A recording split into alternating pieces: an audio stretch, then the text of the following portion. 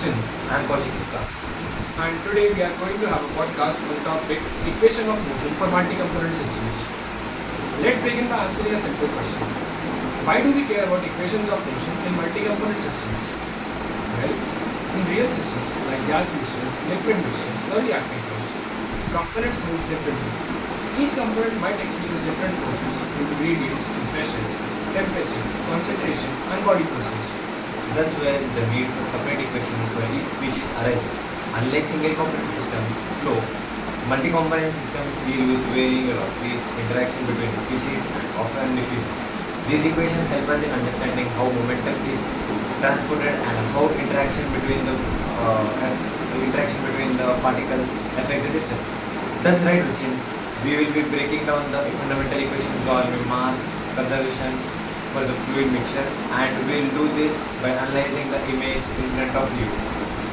So let's go and start the today's podcast.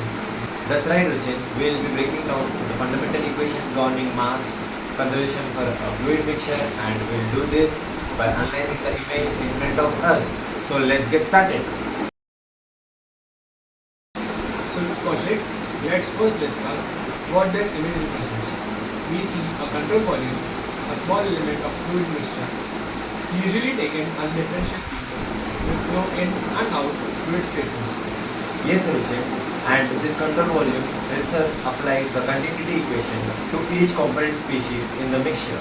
The image shows inflow and outflow happening at different phases, and we assume that some of these species might be reacting within the volume. Exactly. Now, before we dive into the equations, let's quickly refresh the law of conservation of mass. It states that mass cannot be created nor be destroyed, except by chemical reactions. Right. This means that for an individual species alpha in our multi-component mixture, And its that accumulation gives us rate the general mass inside the balance equation control volume for a is single equal to species, the net inflow rate minus which is the net outflow rho rate by plus dou any is equal generation to or consumption minus due to del the dot chemical N reaction alpha plus that is R being where taking place rho alpha is in the the control density volume. of species alpha, N alpha is its flux, and R alpha is the reaction rate. That's the equation in the image. The term minus del dot n alpha represents the divergence of the flux, which accounts for how much of the species is leaving or entering the control volume. Yes, and a step further, we can express N alpha as the sum of convective and diffusive contributions. N alpha is equal to rho alpha V plus J alpha, where rho alpha V is a convective flux due to bulk movement and J alpha is a diffusive flux. This gives us the next equation, which is dou rho alpha by dou T is equal to minus del dot rho alpha V minus del dot J alpha plus R alpha, which is our next equation.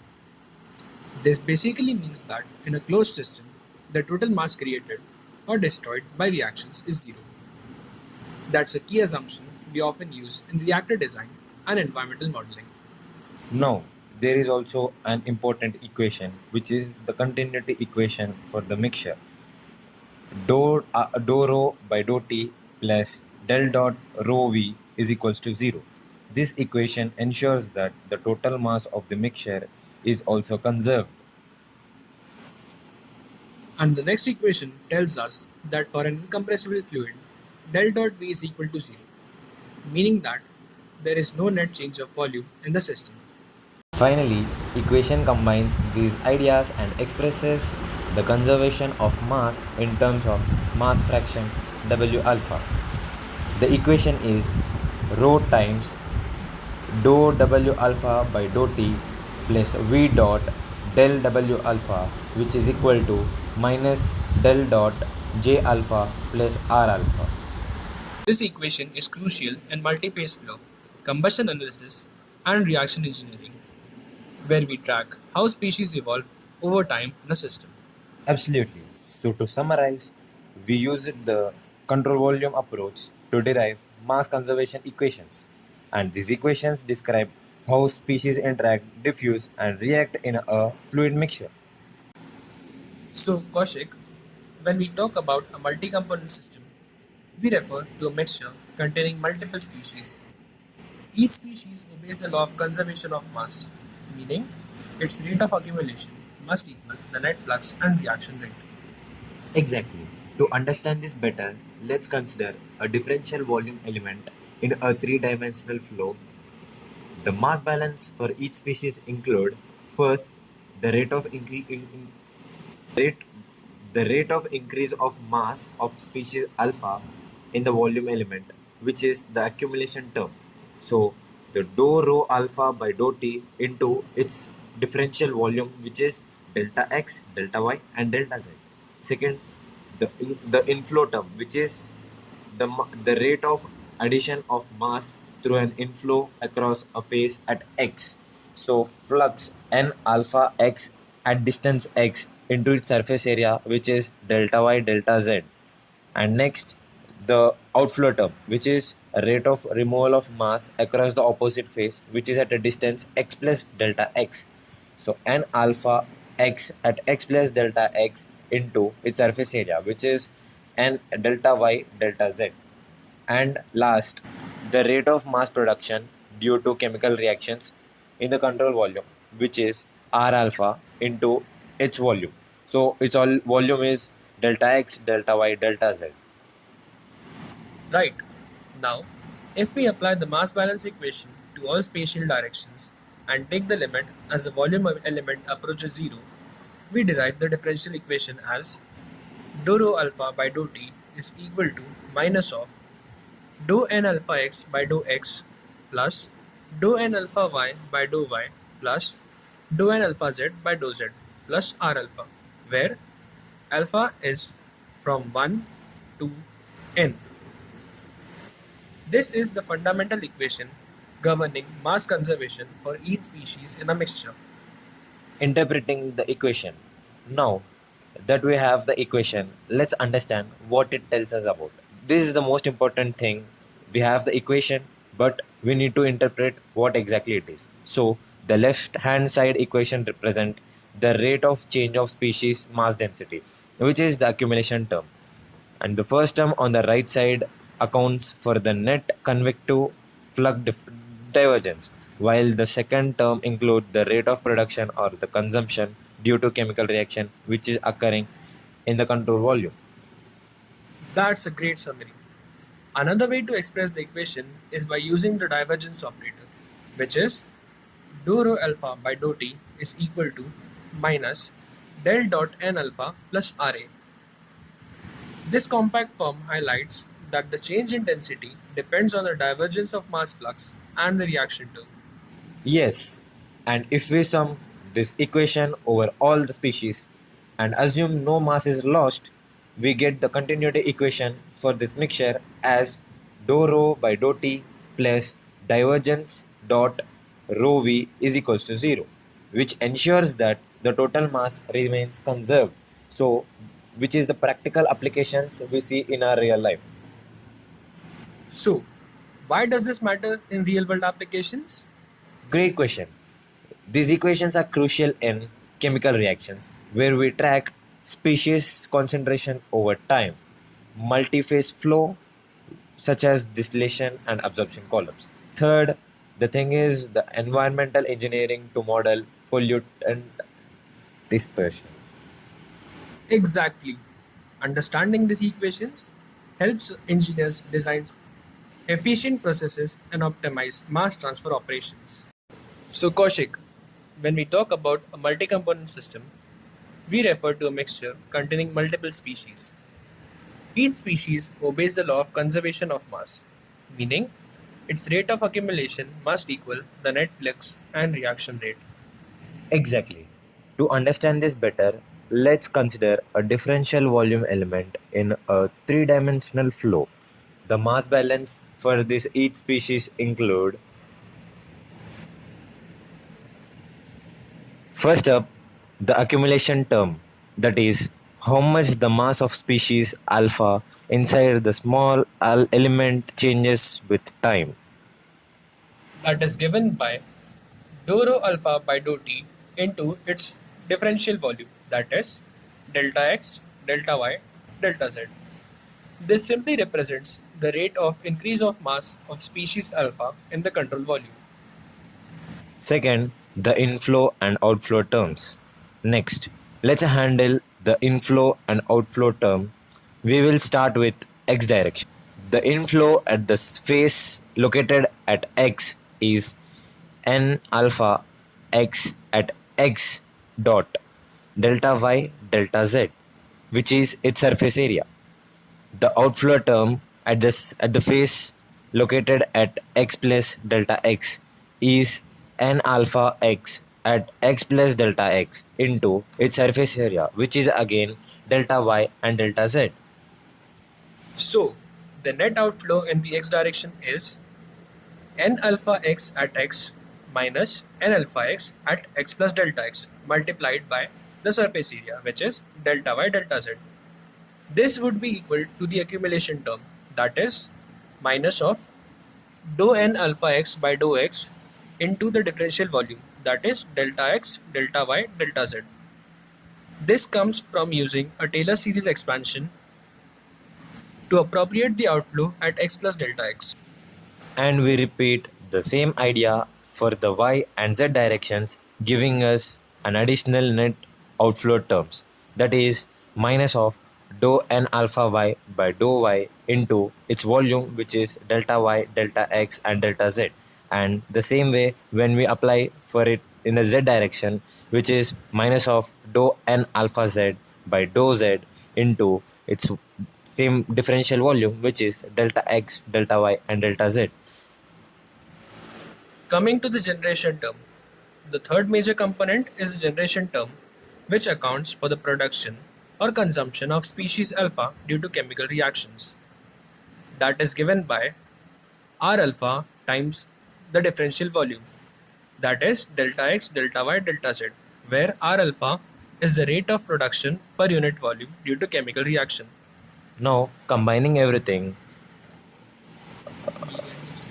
we get the general mass balance equation, which is dou rho alpha by dou t into delta x, delta y, and delta z, which is equal to minus of dou n alpha by dou x plus dou n alpha y by dou y plus dou n alpha z by dou z into delta x, delta y, delta z plus r alpha into delta x, delta y, delta z. Notice that every term here has a common volume element delta x, delta y, delta z. So we divide throughout by that to simplify. Finally, we arrive at the differential form of the mass balance equation for the species alpha, which is dou rho alpha by dou t, which is equal to minus of dou n alpha x by dou x plus dou n alpha y by dou y plus dou n alpha z by dou z plus r alpha. Now that we have the equation, let's understand what it tells us. The left hand side represents the rate of change of species mass density. The first term on the right hand side accounts for the net convective flux divergence, while the second term includes the rate of production or consumption due to the chemical reaction. That's actually a very great summary. Another way to express the equation is by using the divergence operator, as we had discussed earlier. Dou rho alpha by dou t is equal to minus del dot n alpha plus r alpha. This compact form highlights that the change in density depends on the divergence of mass flux and the reaction term. Yes, absolutely. And if we sum this equation over all the species and assume no mass is lost, we get the continuity equation for the mixture, which is dou rho alpha dou rho by dou t plus del dot rho v, which is equals to 0, which ensures that the total mass remains conserved. Now we'll know about the practical applications. So, why does this matter in real world applications? Great question. These equations are crucial in chemical reactors where we track species concentration over time. Next, the multi-phase flow, such as in distillation columns and absorption columns. Third, which is the environmental engineering to model pollutant dispersion. Exactly. Understanding these equations helps engineers design efficient processes and optimize mass transfer operations.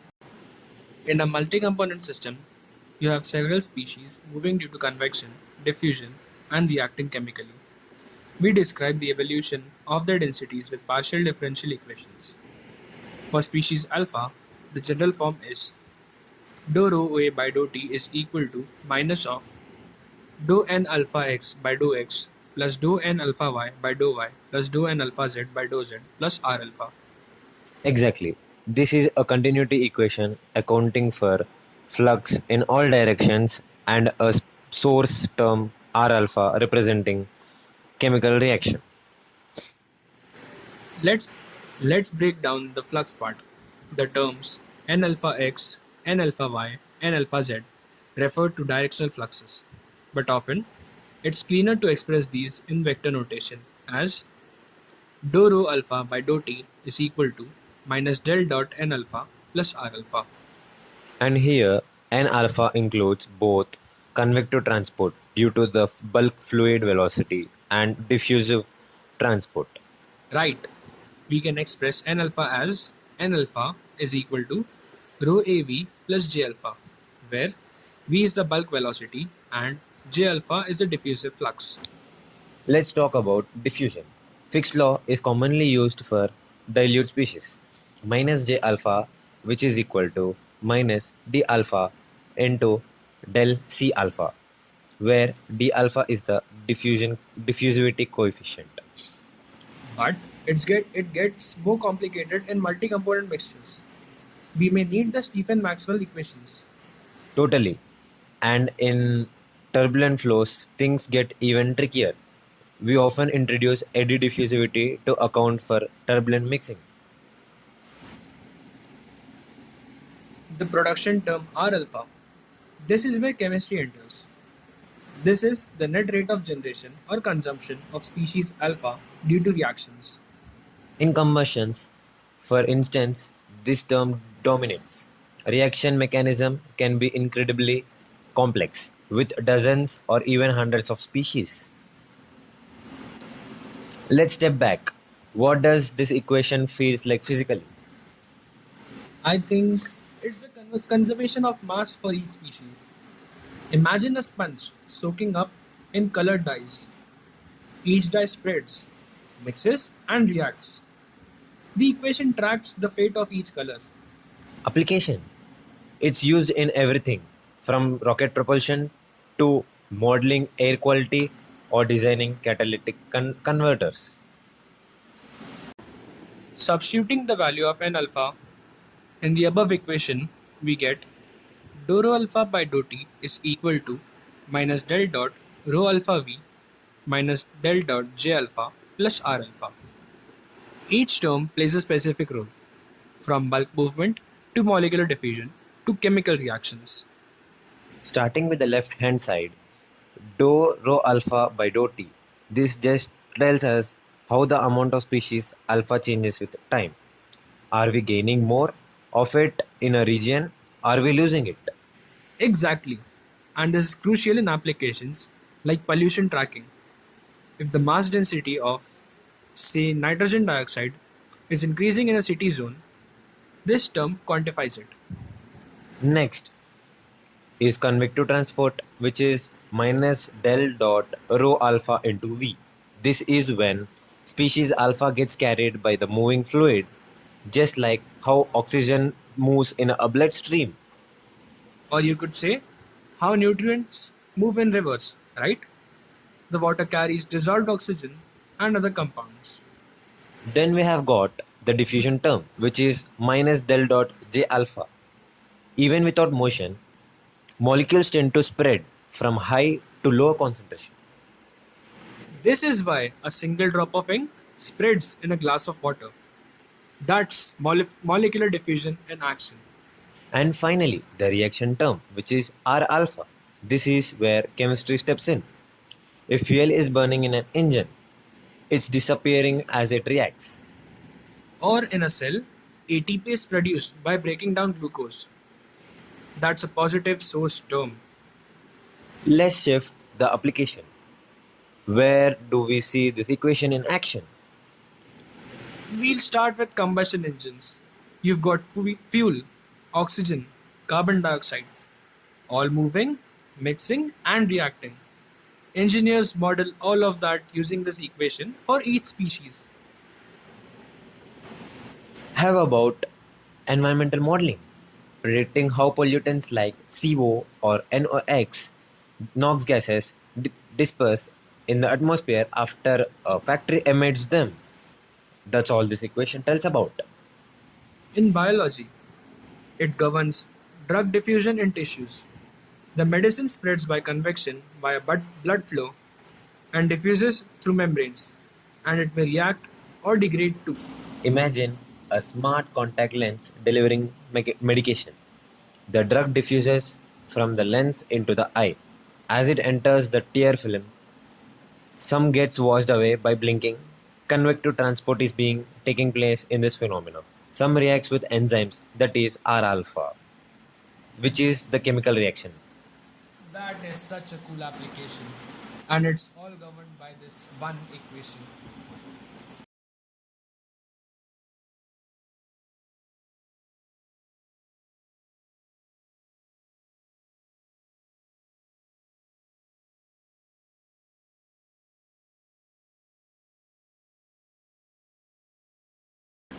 Let's start with the continuity equation for the entire mixture. It is written as dou rho by dou t is equal to minus del dot rho v. This equation tells us something very fundamental. Unless there's inflow or outflow of mass, the total density of the fluid mixture is conserved. Right, and this is a form of conservation of mass. It can also be derived from the Reynolds transport theorem, which bridge control, volume, and differential analysis. That's a pretty good point. And when the fluid is incompressible, meaning its density doesn't change with time, the equation simplifies dramatically. Exactly. It reduces to del dot V, which is equals to 0.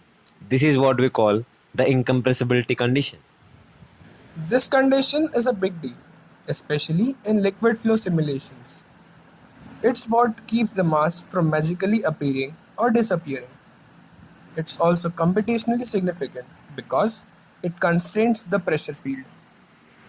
And we often assume incompressibility when the Mach number is less than 0.3, right? Yes, below that, the density changes are negligible due to low speeds involved.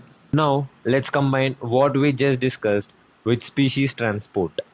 If we take the conservation of mass for a specific species and apply the incompressibility condition, we get the equation rho times dou W alpha by dou T plus V dot del W alpha, which is equal to minus of del dot J alpha plus R alpha, where R alpha is equal to 1, 2, 3, so on up to n. This equation is gold when we deal with multi-component fluid flows. Think combustion, atmospheric gases, or even blood plasma with various solutes. Let's unpack this. Here, W alpha is the mass fraction of the component alpha. J alpha is the diffusive flux of the species, and R alpha is the source term, which could come from chemical reactions or even interface mass transfer. The term V dot del W alpha is the convective transport, showing how the fluid carries species around, and del dot J alpha is a diffusive transport, basically fixed law in action. Right. In most practical cases, J alpha is modeled as J alpha is equals to minus of rho d alpha b times J alpha is equal to minus rho into d alpha times del dot W alpha, where d alpha is the diffusivity coefficient. So, where do we see these equations being used? Oh, everywhere. In combustion engines, you track how fuel and oxidizers mix. In chemical reactors, it helps design efficient mixing. Even in biomedicine, like modeling oxygen diffusion in tissues. Also important in environmental engineering, modeling pollutant dispersion in rivers or air. Anywhere multiple substances move together, these equations come into play. Can't forget weather models. Water vapor, CO2, ozone all have their own mass fraction. Now, from computational point of view, solving these equations isn't trivial. No, you often need to ensure that the sum of all W alpha add up to 1, which is mass fraction. That's physical constraint. And numerically, this is quite tricky, especially in finite volume methods. Conservation needs to be strictly enforced. You also need to deal with issues like numerical diffusion, stiff reaction terms, and coupling between species and momentum equations. Here's a common questions. Can I assume incompressibility for gases? Only if the fluid speed is low, as we said earlier. For high speed gas dynamics, you need compressible models. Now, Ruchin, before we dive into the numerical challenges, I think it's important we zoom out and connect this discussion to the broader field of transport phenomena. Absolutely. These equations we've been talking about are at the heart of transport phenomena. Whether it's momentum, mass, or energy, the conservation principles govern everything. Let's take a step back. In transport phenomena, we study how momentum, energy, and mass move through a system, and all of them follow the same basic structure, a conservation law plus a flux law, or a source or a sink. Exactly. For mass transport, what we are really seeing is the species conservation equation. The rate of change of mass fraction in a control volume is equal to inflow plus generation. And that mirrors how we treat Fourier's law for heat conduction or Newton's law for viscosity. They are all part of the same mathematical family. Yes, so in that sense, the equation rho times dou W alpha by dou T plus V dot del W alpha, which is equal to minus del dot J alpha plus R alpha, is the mass transfer equivalent of the heat equation or the momentum equation. You can think of W alpha like temperature or velocity is the transported quantity. That's a beautiful symmetry. And that's why in chemical engineering especially, we use dimensional analysis like Sherwood, Nusselt and Reynolds numbers to describe how mass, heat and momentum move analogously.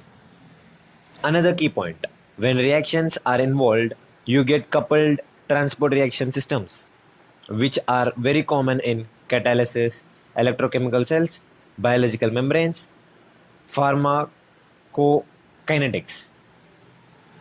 And these systems often involve multi-scale modeling because diffusion might occur on the micrometer scale, while flow field act on the centimeter or even meter scale.